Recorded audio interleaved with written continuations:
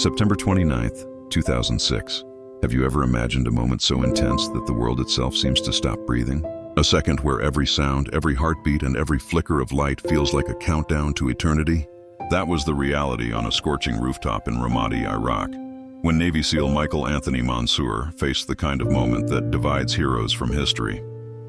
The air was suffocating with tension, thick with the stench of cordite and burning sand, as Monsoor and his team watched over a city torn apart by war. The sun hung low, a molten orange ball bleeding across the horizon, while the ghostly cries of civilians echoed through the shattered streets below, streets where the living and the dead seemed to walk side by side.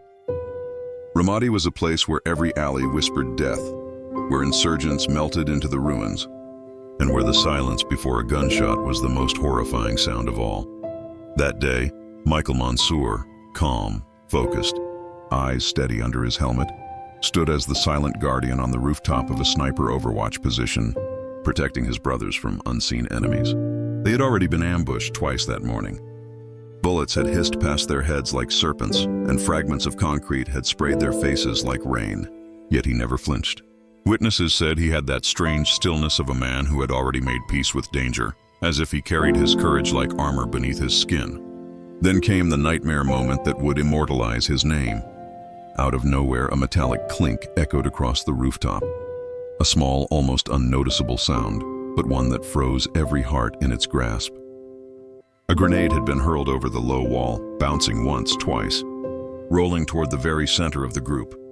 In those few seconds, the world dissolved into pure horror.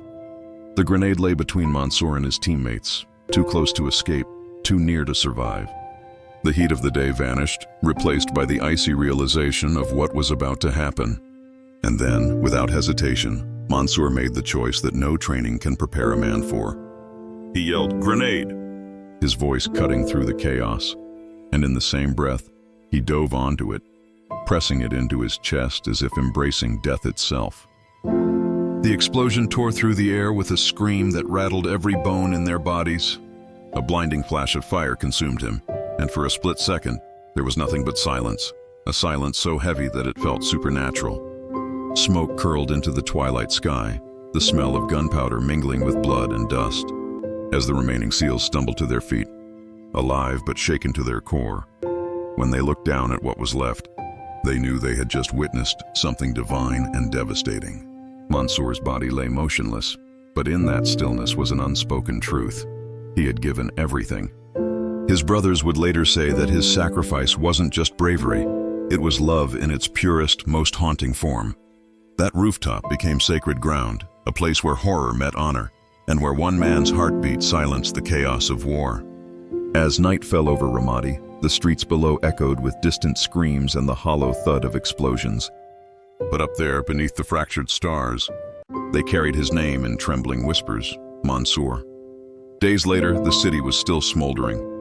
The wind carried the ashes of battle, and the soldiers who had survived kept replaying that moment, haunted by both gratitude and grief. Some swore they could still smell the smoke from that grenade every time they closed their eyes.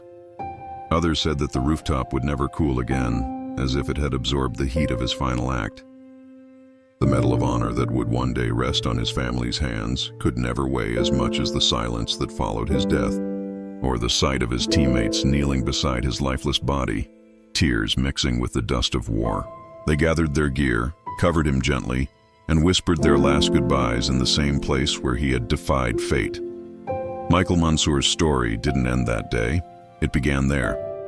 His comrades carried his name across the sands of Iraq and beyond, telling of the man who shielded his brothers from the Reaper's touch. To this day, they say that Rooftop still feels different, colder at night, quieter in the wind, as if his spirit stands guard over those who still fight. His sacrifice became a symbol of what it means to face fear and answer it with love.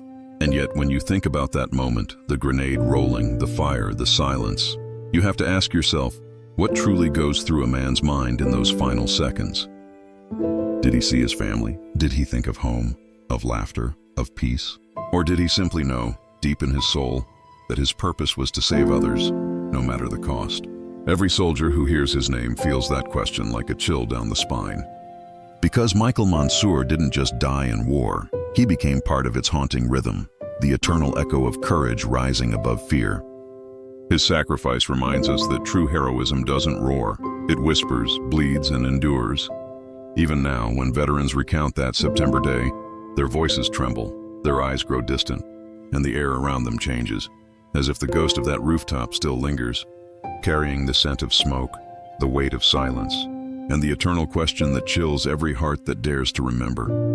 When death comes crawling through the darkness, would you have the heart to do what Michael Monsoor did?